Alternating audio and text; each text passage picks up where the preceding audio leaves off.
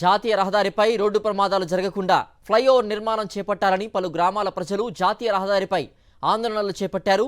సూర్యాపేట జిల్లా కోదాడ పట్టణం సమీపంలోని కట్టకొమ్ముగూడెం వద్ద ఫ్లైఓవర్ లేకపోవడంతోనే తరచుగా రోడ్డు ప్రమాదాలు జరుగుతున్నాయని అక్కడి గ్రామస్తులు తెలిపారు. ఫ్లైఓవర్ శాంక్షన్ అయ్యి మొదలుపెట్టిన పనుల్ని ఎందుకు నిలిపివేశారని గ్రామస్తులు ప్రశ్నించారు. రోడ్డు ప్రమాదాలు నివారించాలంటే ఫ్లైఓవర్ నిర్మాణం చేపట్టాలని డిమాండ్ చేస్తున్నారు.